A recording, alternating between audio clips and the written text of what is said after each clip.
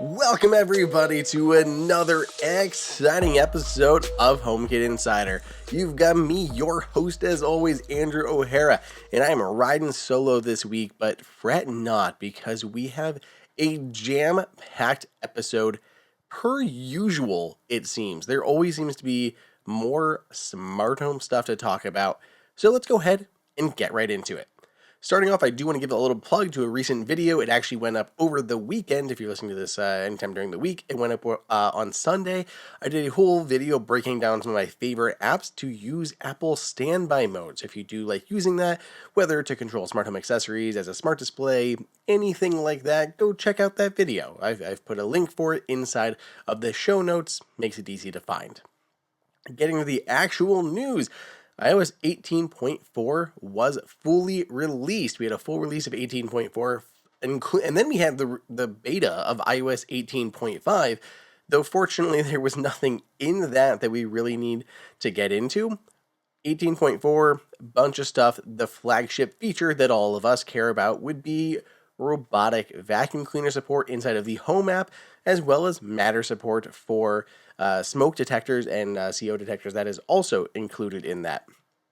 As far as what vacuums support this has been, every part of this has been a bumpy rollout, to be frank. I mean, between what is Apple going to support, then there's like multiple versions of Matter that have robotic vacuum cleaners. There's 1.2 and 1.4. It is a lot. And we have talked about it excessively on this show, so I'm not going to dwell on it, but this is what I can tell you right now as far as where things stand. Starting out, the Ecovacs update is available for the X8 Pro Omni. I was also told that the T50 series, I want to say, also will be rolling out right away. And then after that, we will get the X2. So the X2 and the X2 combo, they would be getting Matter support after that. Beyond that, we'll have to see. So that is all from Ecovacs, the Dbot line. That is the one that I tested originally.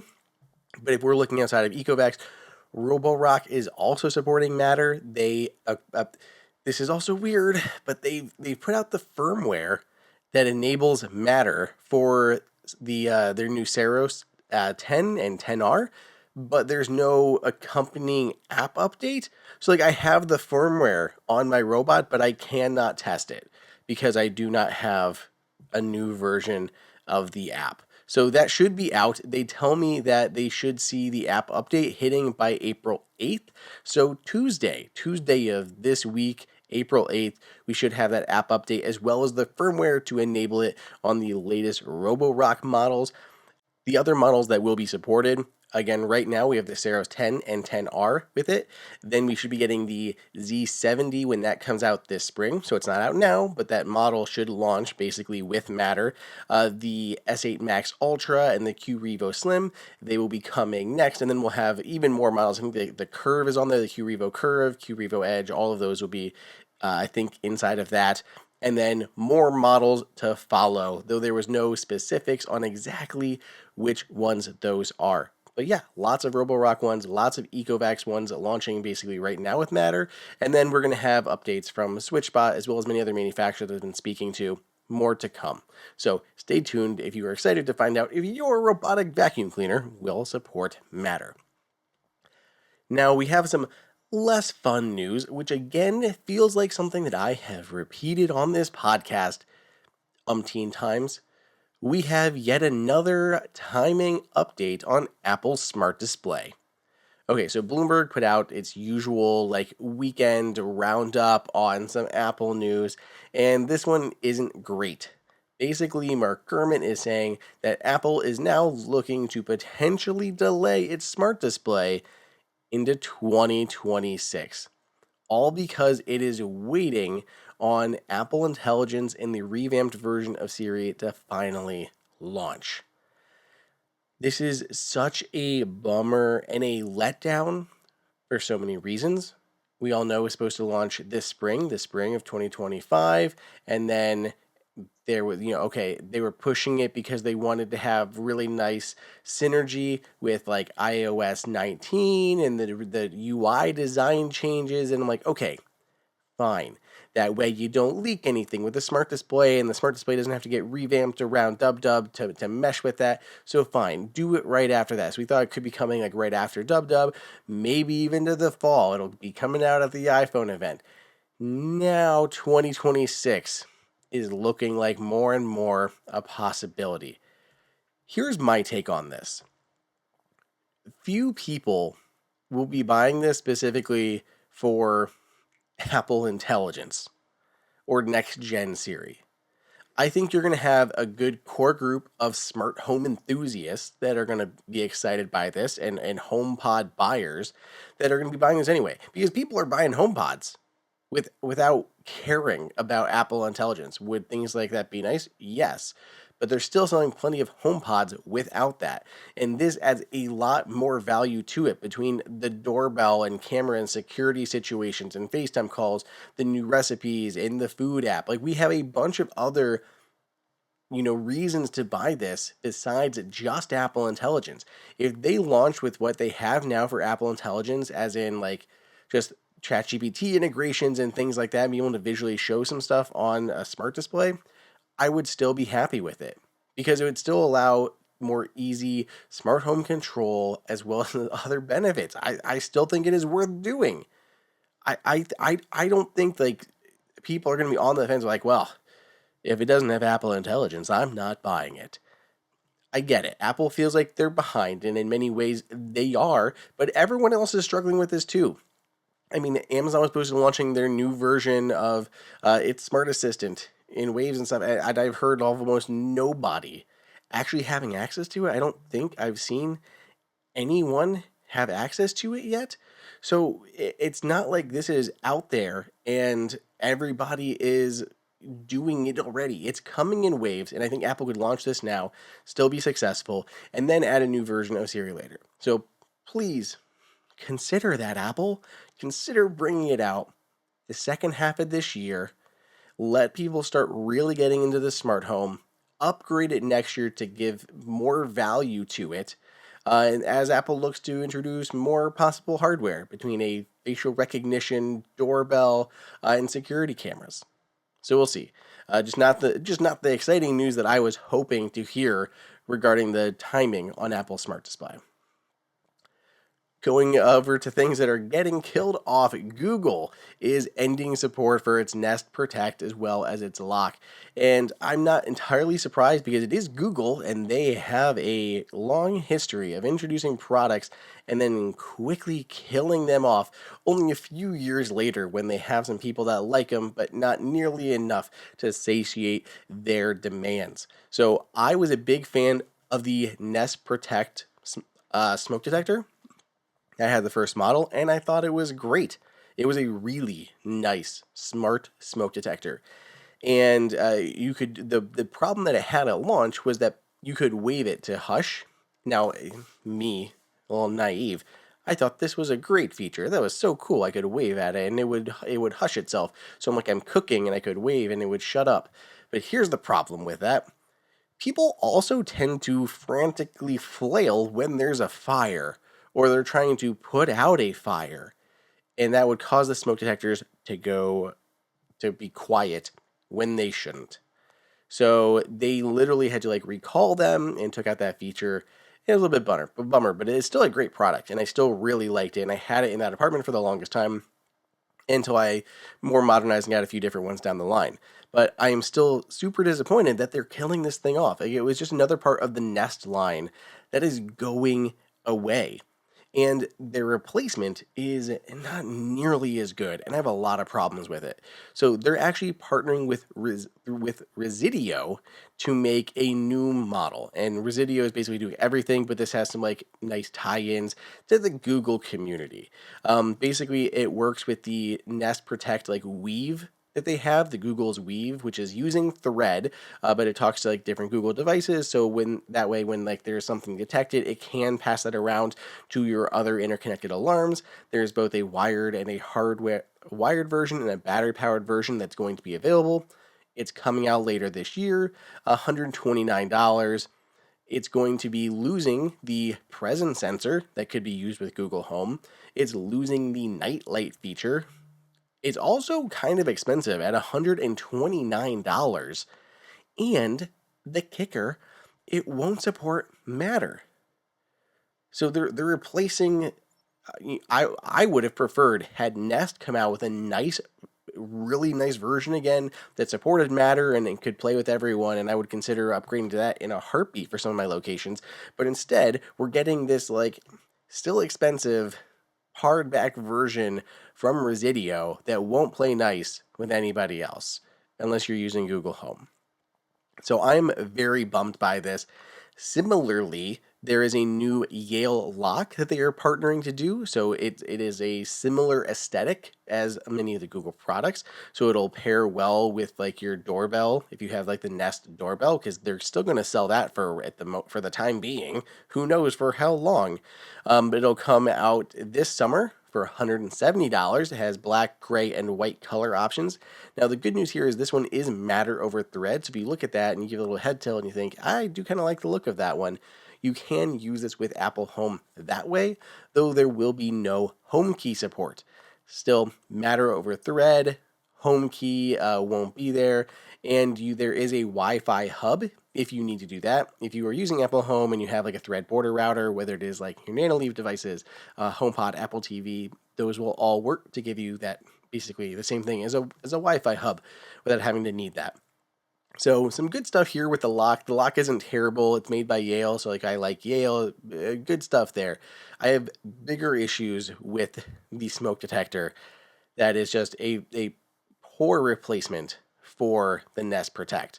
Now, Nest Protect will be getting manufacturer support and updates through its 10-year anniversary of its manufacture date. If you are some of the people who bought them early on, you're definitely going to be needing to replacing them soon, and you're going to have to go with a third-party option. So you're going to have to look for different things. Personally, I was a huge fan of the First Alert Safe and Sound. It was great. It was literally an AirPlay speaker built into your smoke detector, carbon monoxide detector, all of that. And there was also a light in it too. So you could control the light, you can control a speaker. I can play something like on my Apple TV in the living room and then cast the audio through my smoke detectors through the home. So like I'm doing laundry, I could like walk back to the laundry room and I can still hear the movie playing like in the hallway as I'm going and moving like clothes around and stuff. I love that. We have one of those. It's great. Those I actually asked them about at CES this year, and like, no, we still got it. It's still totally available, still a thing. And I was looking it up for this story, and no, it is definitely discontinued. It says on their website discontinued. So unless they discontinued it quickly after CES, because they do say much of their one link line of smoke detection stuff is going away and slowly being discontinued. Perhaps this was just early on that list, but they had reassured me at CES it was there and you could buy it. Now you can't. It is definitely discontinued, which is a bummer. And now I'm not sure they have anything in the smoke detector space that works with Apple Home or with Matter. Yeah, I vented a little bit about that. Okay, moving on. Apple did release a new app for HomeKit this week, but it's not really something that you're going to use. It's actually a developer app, so nothing really for you guys to care about. Developers will use it in the creation of smart home accessories. There's like a QR code validator in there, but not much other information that we can glean from this. Aaron Pierce, I want to get his name right, so I'm clicking the link to make sure I actually know who it is that I'm talking about.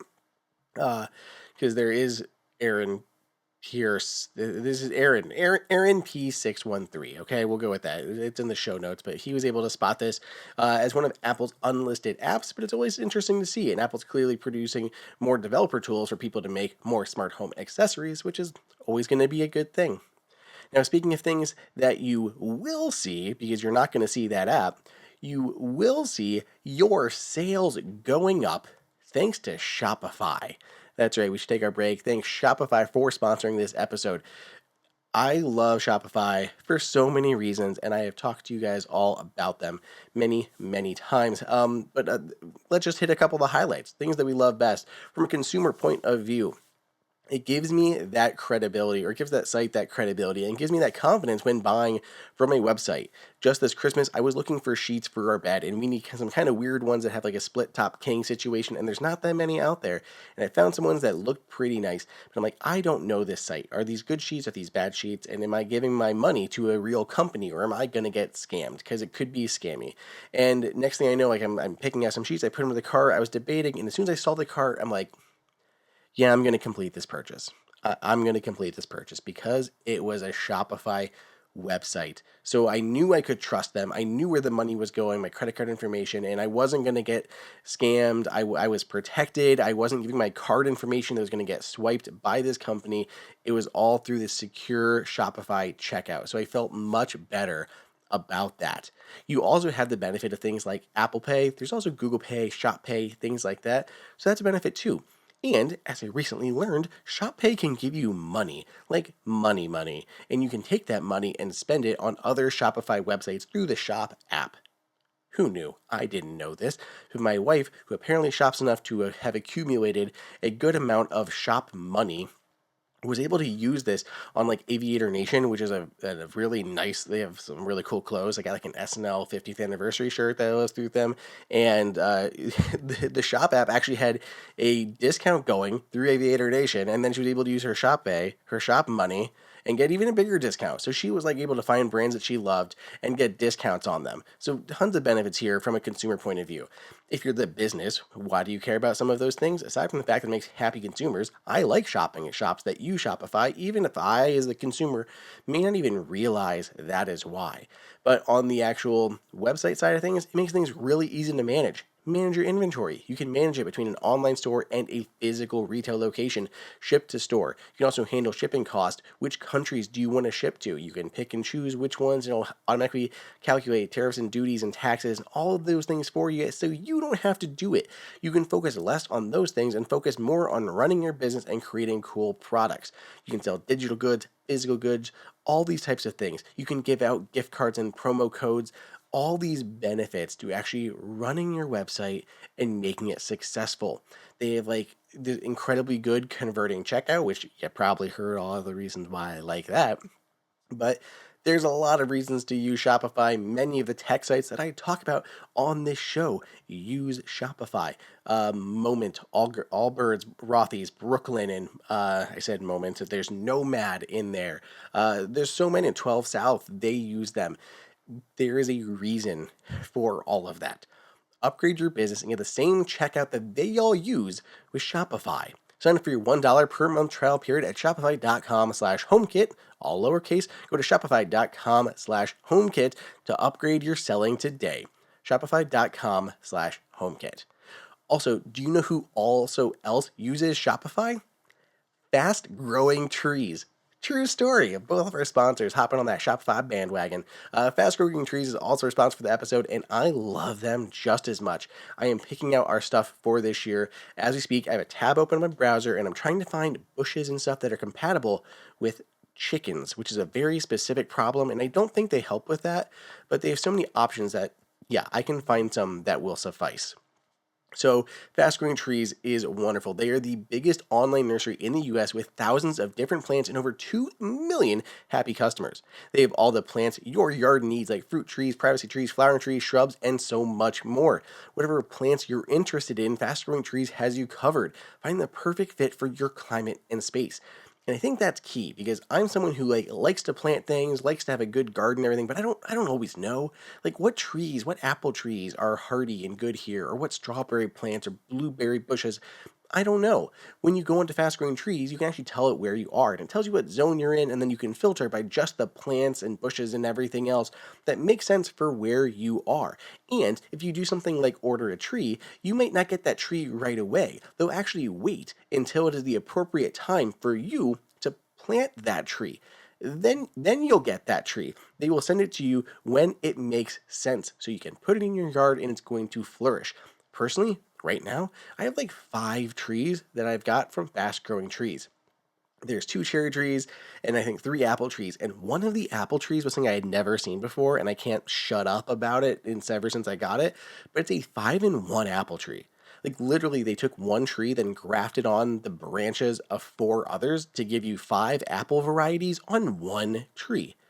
How has that not been a thing other places? This is brilliant. This is so cool. I love it. It's amazing.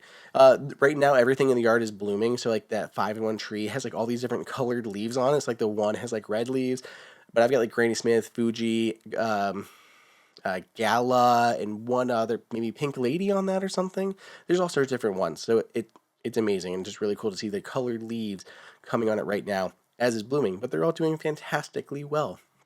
So yeah, fast growing trees, so many things on there. We're getting some bushes to landscape around our chickens, and then they have everything else that you could possibly need for your yard shipped directly to your house at great prices. So be sure to check them out.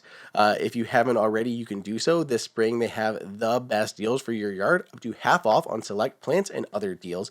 And listeners to our show get 15% off their first purchase when using the code HOMEKIT at checkout. That's an additional 15% off at fastgrowingtrees.com using the code HOMEKIT at checkout. Fastgrowingtrees.com, code HOMEKIT. Now's the perfect time to plant. Use HomeKit to save today. Offer is valid for a limited time. Terms and conditions may apply. Now, next up in the news, Sonos is dropping prices. That's always a good thing. Sonos has been hit with so many issues, right? We've had the app updates that have struggled. And then after that, we had problems with internally. There was turnover going on. And then the product that I was most excited for, its new smart TV situation streaming box that had been very close to being launched, was axed at the last minute. And I am heartbroken because I was really excited to see that. And I thought, if anything, it would give Apple more competition in the premium space. And it's not going to come to market anymore. So that's a huge bummer. But now, some good news. The Era 100 smart speaker and entry-level Ray soundbar.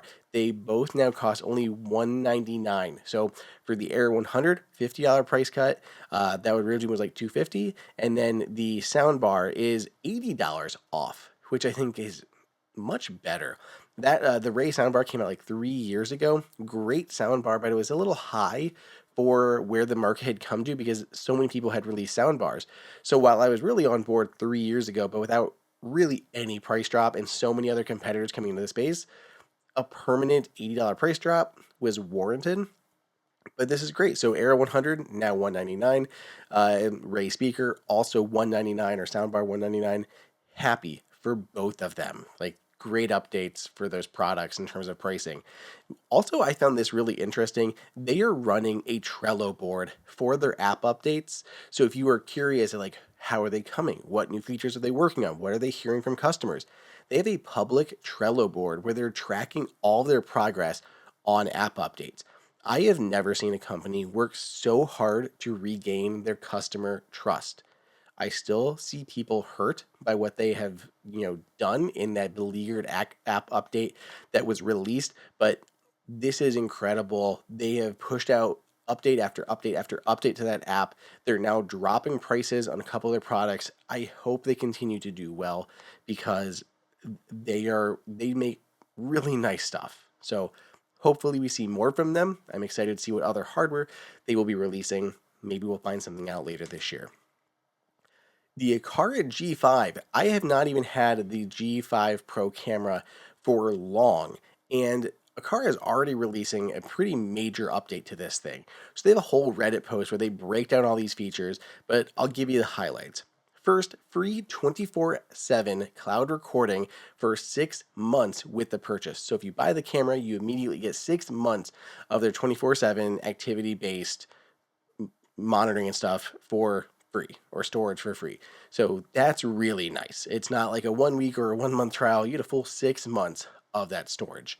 Now, these two work with iCloud Secure Video, so if you're already using that, you may not need that, but it's still nice to have as an option. Additionally, detection and automation timeouts were removed, so there's no more paywalls for detection frequency. You can set this all the way down to 15 seconds. That was behind a paywall before with like their monitoring option. There's a new option for local clip download. You can save clips directly to your phone. If you have a NAS 24/7 recording with a local NAS, that is really, really intriguing to me. So you can just set this thing up to continuously record on a loop until your storage is full, and then it just keeps going through like true security camera around the clock. Then there are new event markers and fast forward buttons on the local timeline and better AI accuracy for object detection. All of these are great. This is a substantial update for this camera that was just released.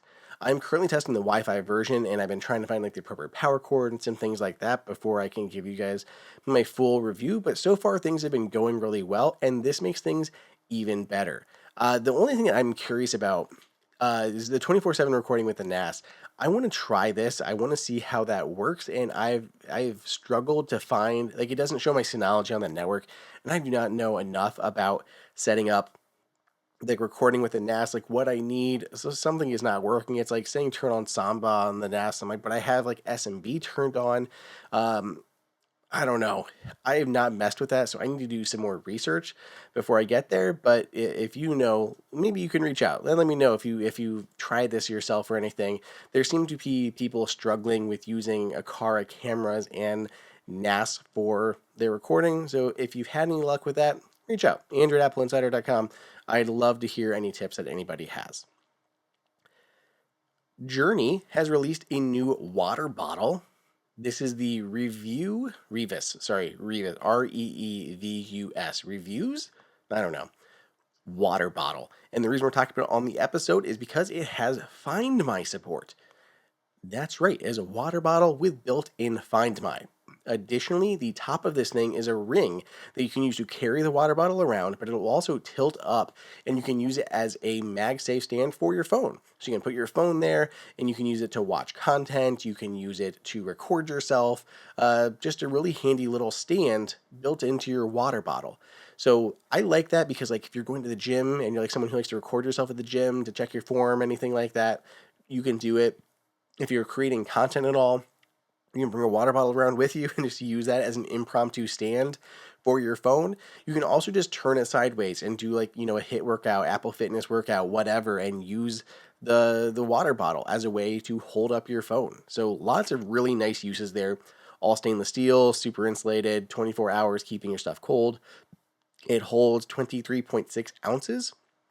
So not the biggest, but not the smallest, a decent size there. Recharge this thing every 3 to 4 months is what they say. Now, pricing wise, we're looking at $89, so not cheap by any means. And it comes in 4 different colors. So there's Halo Black, which has a black bottle, a whitish top, and then a yellow ring. Then there is Polar White, which has a white bottle but a gray top to it. Then there is Slate Black, which is basically just all black. So 3 different colorways. If you've seen it before, this reminded me of the Scotch bottle that had, I think it's called it's called the Magic Mount Flask, I believe, which is available in 22 and 32 ounce sizes, but it does the same thing as far as putting like a magnetic phone mount on the top of the water bottle. Now the Scotch one is way cheaper. I think they're usually priced at around $50 to $55. But you can usually get them like $20 off that. I think when I checked their website, they're like $35. So still a good idea for a basic water bottle. But the Scotia one does not have Find My built in. And I think the Find My is the big part here that is really useful. I mean, think about it. Anytime that you go somewhere with your water bottle, you don't want to forget it. You go to work, you go on a hike, you go to the gym, you're walking out of there, you don't want to forget your water bottle, especially if you're buying a nice water bottle in general. Like, is it a Yeti, a Hydro Flask, a Stanley, whatever? Like, you want to have that with you when you leave. So with Find My built-in, as you dip out, it's going to send you an alert that you left your water bottle behind. I've actually seen some things. I think actually Nomad made a Hydro Flask bottom that slipped onto the bottom of your Hydro Flask and had a spot for an air tag to fit in there. And I thought that was a smart idea. I'm more of a Yeti guy, so we've got a Yeti right here on my desk right now. But I think some on Etsy that do similar stuff there. But this is just cool to see everything all in one, everything all in the water bottle, magnetic mount for your phone at the same time as the Find My app, left behind alerts, track it down. all of those things. So pretty cool here. The puck basically pops out of the top and you can put it onto any wireless charger, so any MagSafe or wireless charger to charge it up. It'll get about 3 months or so on the single charge before you have to do it again. So that is available now, and I put the link in the show notes. To round this episode out, let's do a quick review. So I have the Knog Scout, which is a Find My tracker that's pretty darn unique. So this one is cool because it's more of a luggage tag than your typical like keychain or backpack or anything like that. It's really made for luggage and travel. So I'm holding up, if you have the video version, you can see what this thing looks like. I have the red one. I believe red is an option. Because I don't even see it on the list. Maybe this is more of an orange or an older color, but to me it looks red. So it is red with a little metal clip at the top. So the way this thing works is you basically have the body of the charger itself that is a kind of a large pill shape but flat.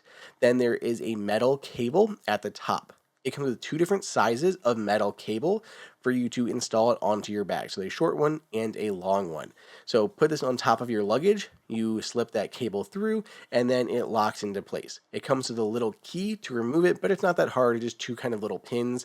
Reminds me of like a golf divot removal tool, but a little bit smaller. So you can use that and little rabbit ears to tighten this thing down. I saw people complaining in some of the reviews on this that they didn't understand how to put it together. It's pretty easy. Really, like it just comes as the body itself and then the cable and then the 2 metal pieces. You just put the cable around and tighten everything down. It takes you a few moments, and there is some instructions up on their website, little videos how to do it, but it's very simple to do. So put it all together, put it onto your bag. Couple things to note from that point on. It does work with Apple Find My, so you're going to get left behind alerts, you're going to get tracking, all those things. Great right now for the airlines that are starting to support the Find My app. So if you lose things, you can actually send them the Find My link for this, and they can try to track down your bag. Even easier to return it to you. It has NFC, so they can tap on it and get your information.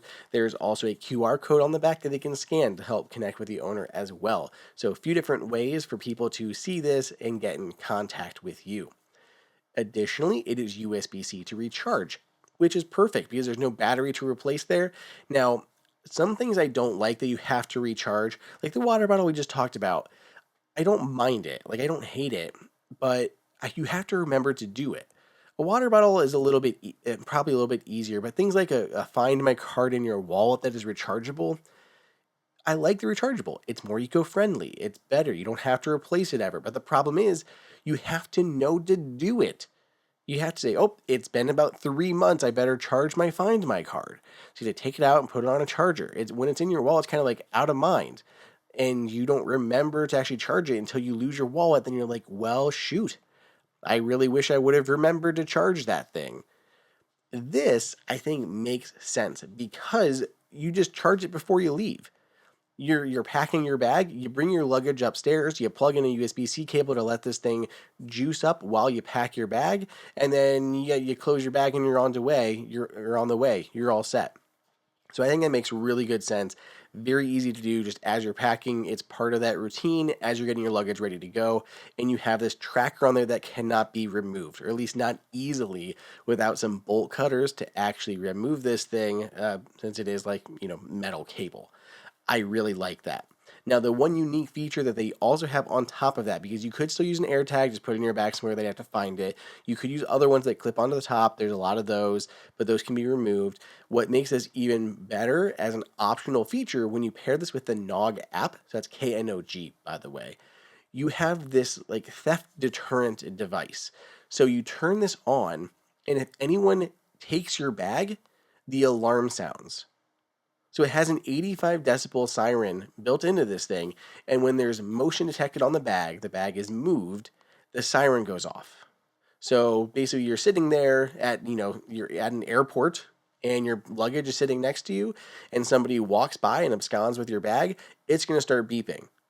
The other way that could work, maybe you have it on a backpack or something. You're somewhere and you take off your backpack, you set it down, you turn on your theft alert, you're having a meal, whatever, on the bus, somebody grabs it, you're gonna get that alert right away. Now, Find My has those left behind alerts that could alert you, but they're gonna be gone by the time that those left behind alerts actually show up. So I think that's a really unique and cool feature that you can turn on with this.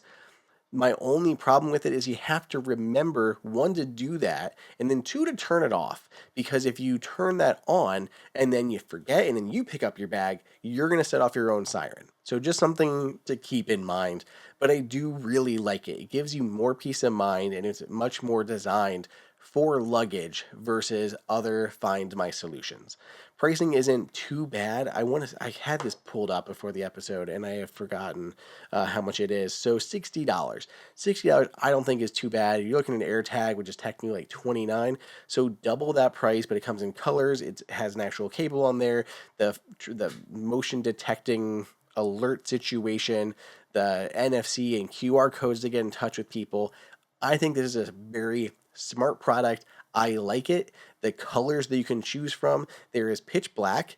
They call it Tangerine Dream. Maybe that's what I have. It doesn't quite look like the website, but mine is more red, I swear. The Tangerine Dream online looks more orange. So maybe that's just an updated colorway, but the tangerine looks great. Then there is a mint green, also lovely. There is a sunflower yellow, very apt. And finally, a deep blue. To me, it looks kind of like a denim blue or a slate blue, but I like it too. So lots of different color options to choose from. If you're interested, if you're traveling this summer, maybe this is something that you add onto your bag. If you're interested, there's a link down in the show notes. So that's it. That is this week's episode, folks. Thank you so much for hanging out, talking through all the smart home news. If you have anything else you want answered, questions for your smart home, drop me a line down below on the video. You can send me an email at andrew@appleinsider.com or go over on Twitter at Andrew_OSU. You can also find me on Blue Sky as well, trying to be more active there. If you want to watch the video version of this, you can do so at youtube.com/HomeKit Insider. Great place to ask questions. Give us a follow there if you like the video version of this compared to just doing the audio. Thank you to the sponsors for the episode, Shopify and FastGrowingTrees.com. Otherwise, stay tuned. Give us a 5, 10, 100-star rating on your podcast player of choice. We'll see you guys on the next episode.